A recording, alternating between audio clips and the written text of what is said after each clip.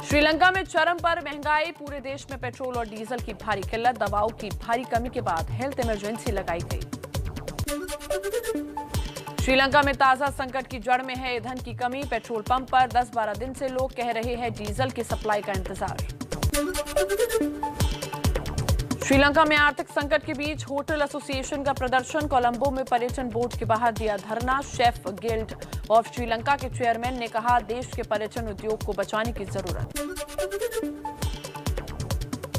श्रीलंका में आर्थिक संकट के बीच भारत की बड़ी मदद, 40,000 टन डीजल पहुंचाया और तेल सहायता जुटाने की कोशिश। अमेरिका ने श्रीलंका के आर्थिक संकट पर चिंता जताई। अमेरिका के विदेश मंत्रालय के प्रवक्ता नेड प्राइस ने कहा, श्रीलंका के आर्थिक हालात को लेकर गंभीर है। आर्थिक संकट के बीच श्रीलंका का बड़ा फैसला, ऑस्ट्रेलिया, नॉर्वे और इराक में अपना वाणिज्य दूतावास बंद किया।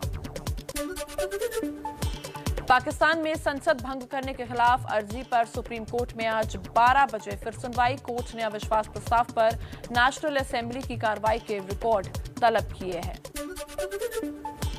यूपी के मुरादाबाद में हिंदू कार्यकर्ताओं का स्वागत, एक मुस्लिम डॉक्टर को पड़ा महंगा। डॉक्टर के बहिष्कार के पर्चे बांटने के साथ जान से मारने की धमकी दी गई। पुलिस ने इमरान नाम के शख्स को किया गिरफ्तार। पाकिस्तान के सुप्रीम कोर्ट ने कहा, अविश्वास प्रस्ताव पर वोटिंग नहीं कराना असंवैधानिक है। इमरान खान के वकील ने सुप्रीम कोर्ट की सुनवाई पर उठाए सवाल, कहा, पार्लियामेंट की कार्रवाई में सुप्रीम कोर्ट का दखल गलत। पाकिस्तान के कार्यवाहक पीएम इमरान खान के दावों को एक और झटका। विश्वास प्रस्ताव के पीछे सुरक्षा एजेंसियों को जांच में विदेशी साजिश का कोई विश्वसनीय सबूत नहीं मिला।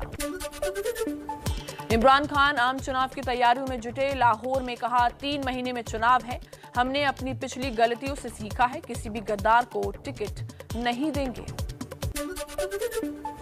इमरान खान फिर बोले, पाकिस्तान में बड़े पैमाने पर विदेशी साजिश रची गई है, विपक्ष भी इसका हिस्सा है, इन लोगों को आने वाली नस्लें भी माफ नहीं करेगी। और आइए नजर डाल लेते हैं कुछ और अहम खबरों पर फटाफट अंदाज में ही। बीजेपी का आज 42वां स्थापना दिवस, पीएम मोदी पार्टी के सांसदों को संबोधित करेंगे। देश भर में होगा प्रसारण, बीजेपी के सभी सीएम, विधायक और कार्यकर्ता वर्चुअली शामिल होंगे।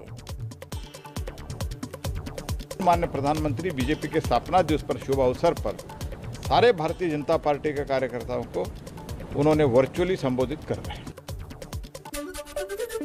स्थापना दिवस के मौके पर बीजेपी के सभी सांसद संसद में नई भगवा टोपी में आएंगे नजर। पीएम मोदी भी नई टोपी पहनकर पहुंचेंगे।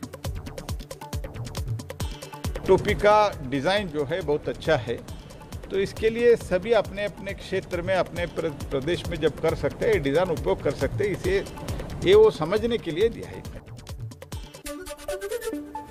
स्थापना दिवस पर बीजेपी अध्यक्ष जेपी नड्डा पार्टी मुख्यालय में ध्वजारोहण करेंगे। श्यामा प्रसाद मुखर्जी और पंडित दीनदयाल उपाध्याय की प्रतिमा पर माल्यार्पण भी करेंगे। करोल बाग से निकलने वाली शोभा यात्रा में होंगे शामिल। बीजेपी का आउटरीच प्लान, स्थापना दिवस के मौके पर आज शुरू होगा बीजेपी को जानिए कार्यक्रम। इसके तहत आज शाम 4 बजे 13 देशों के प्रतिनिधियों को संबोधित करेंगे जेपी नड्डा। सुबह 10 बजे माननीय प्रधानमंत्री जी देश भर के कार्यकर्ताओं को संबोधित करने वाले हैं। शोभा यात्राएं भी निकाली जाएंगी और उसके साथ साथ पार्टी का ध्वजारोहण का भी कार्यक्रम सभी स्थानों पर होने वाला है। बीजेपी 7 अप्रैल से 20 अप्रैल तक पूरे देश में मनाएगी सामाजिक न्याय पखवाड़ा। केंद्र सरकार की योजनाओं को जिले और मंडल तक लेकर जाएंगे कार्यकर्ता। 13 अप्रैल को गरीब कल्याण अन्न योजना से संबंधित कार्यक्रम देश भर में होगा। 7 तारीख से शुरू होगा और 20 तारीख तक खत्म होगा। इस बीच में 13 को प्रधानमंत्री गरीब अन्न कल्याण योजना है, उसमें पीडीएस सेंटर को विजिट करना है। पंजाब में बड़ी जीत के बाद आम आदमी पार्टी का मिशन हिमाचल प्रदेश। दिल्ली के सीएम अरविंद केजरीवाल और पंजाब के सीएम भगवंत मान आज मंडी में रोड शो करेंगे। ममता सरकार की याचिका पर सुप्रीम कोर्ट में सुनवाई। पश्चिम बंगाल के मामलों में सीबीआई की ओर से दर्ज एफआईआर के खिलाफ ममता सरकार ने याचिका दाखिल की है। दिल्ली के तीनों नगर निगमों के विलय का बिल राज्यसभा से भी हुआ पारित। अब राष्ट्रपति के पास मंजूरी के लिए भेजा जाएगा विधेयक। अनुच्छेद 239 A3B के अनुसार संसद को दिल्ली संघ राज्य क्षेत्र या उसके किसी भी भाग के बारे में किसी भी विषय पर कानून बनाने का अधिकार प्राप्त है। लोकसभा में आज विदेश मंत्री एस जयशंकर यूक्रेन संकट पर हुई चर्चा का देंगे जवाब।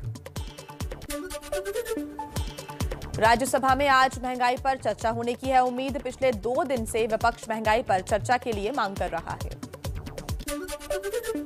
लगातार बढ़ रहे हैं पेट्रोल डीजल के दाम। आज फिर 80-80 पैसे बढ़ी तेल की कीमतें। 16 दिन में अब तक 10 रुपए बढ़ चुके हैं दाम। सीएनजी पर भी बढ़ा 2.5 रुपए। दिल्ली में 66 रुपए 61 पैसे की हुई सीएनजी।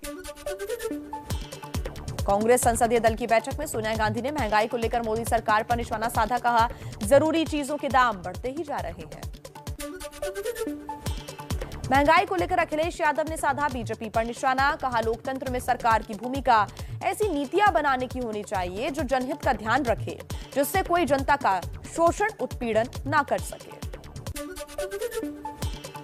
दिल्ली में एनसीपी अध्यक्ष शरद पवार के घर डिनर का आयोजन हुआ। संजय राउत, केंद्रीय मंत्री नितिन गडकरी और महाराष्ट्र के विधायक शामिल हुए। शिवसेना सांसद संजय राउत के खिलाफ ईडी की बड़ी कार्रवाई। संजय राउत की अलीबाग में 8 प्लॉट और दादर के एक फ्लैट को जब्त किया गया। 1034 करोड़ के जमीन घोटाले का आरोप। संजय राउत ने कहा, असत्य में जयते। संजय राउत के खिलाफ ईडी की कार्रवाई पर आदित्य ठाकरे का बयान। कहा, बदले की कार्रवाई हो रही है। बीजेपी नेता किरीट सोमैया ने महाराष्ट्र के सीएम उद्धव ठाकरे पर निशाना साधा। कहा, संजय राउत से उद्धव ठाकरे को जवाब तलब करना चाहिए। बिहार एनडीए में सीएम पद पर फिर घमासान। एबीपी न्यूज से कहा, बीजेपी प्रदेश अध्यक्ष संजय जायसवाल ने नीतीश अभी सीएम, आगे का पता नहीं। योगी मॉडल पर बीजेपी का सीएम होगा। योगी जी जब मुख्यमंत्री बने थे तो क्या वो किसी ने सोचा था? जब मनोहर लाल खट्टर जी बने थे, केंद्रीय नेतृत्व फैसला करके जिसको भी बनाता है उसके बाद वह योगी मॉडल कहलाता है। जेडीयू संसदीय बोर्ड के अध्यक्ष उपेंद्र कुशवाहा का पलटवार। योगी का नाम लिए बिना बोले, बाहरी का नहीं, बिहार में नीतीश मॉडल चलेगा। बिहार में बिहार का मॉडल चलेगा और नीतीश कुमार जी ने इतने दिनों में 15-17 वर्षों में दिखाया है कि कौन सा मॉडल बिहार के लिए उपयुक्त है। सोनिया गांधी के राजनीतिक सचिव रहे अहमद पटेल के बेटे फैजल पटेल कांग्रेस छोड़ सकते हैं। फैजल ने ट्वीट किया है कि इंतजार करके थक गया हूं। पार्टी आलाकमान की तरफ से कुछ भी उत्साहजनक संकेत नहीं मिल रहे हैं। हमने अपने विकल्प खुले रखे हैं। असम के मुख्यमंत्री हेमंत बिस्वा शर्मा की कांग्रेस को सलाह। कहा, कांग्रेस में लोकतंत्र को बचाने के लिए गांधी परिवार के फैसले लेने का वक्त आ चुका है। यूपी के सीएम योगी आदित्यनाथ ने सभी मंत्रियों के साथ बैठक की। 100 दिन के एक्शन प्लान पर तेजी से काम करने का दिया निर्देश। हरियाणा विधानसभा में सीएम खट्टर ने चंडीगढ़ को पंजाब में मिलाने वाले प्रस्ताव की निंदा की है। हिमाचल प्रदेश ने भी चंडीगढ़ में 7% हिस्सा मांगा है। एबीपी न्यूज से एक्सक्लूसिव इंटरव्यू में दिल्ली के सीएम अरविंद केजरीवाल ने बीजेपी को घेरा। कहा, कश्मीरी पंडितों के पलायन के लिए है बीजेपी जिम्मेदार। 14 साल की सत्ता में पुनर्वास क्यों नहीं किया? उस वक्त कश्मीर में गवर्नर कौन था? बीजेपी के जगमोहन। बीजेपी की स्टेट में सरकार थी, बीजेपी की सेंटर में सरकार थी। तो कश्मीरी पंडितों का पलायन तो इन्होंने ही कराया, इन्हीं की वजह से हुआ। ये दोषी हैं उसके। जम्मू कश्मीर के शोपियां में कश्मीरी पंडितों पर हमले के खिलाफ जम्मू में प्रदर्शन। डोगरा फ्रंट ने पाकिस्तान के खिलाफ जमकर लगाए नारे।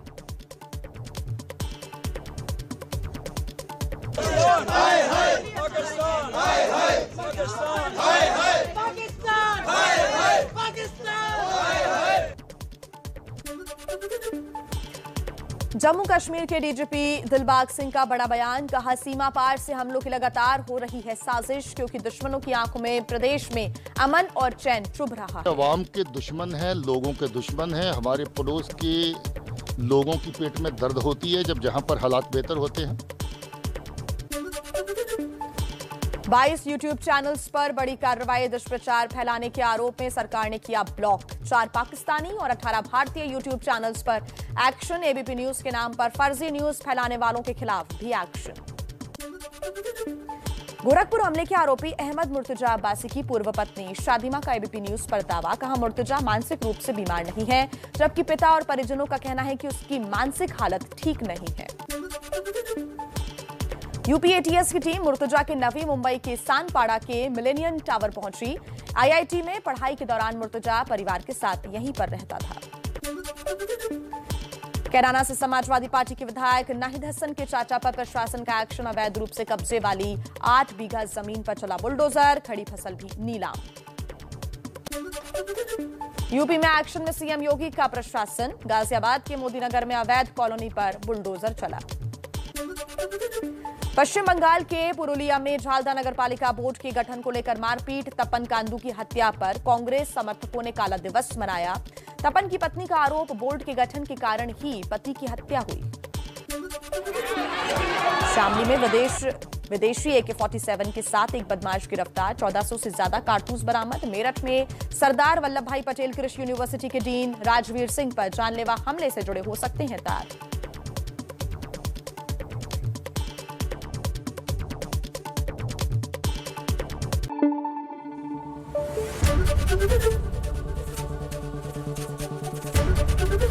एबीपी न्यूज आपको रखे आगे।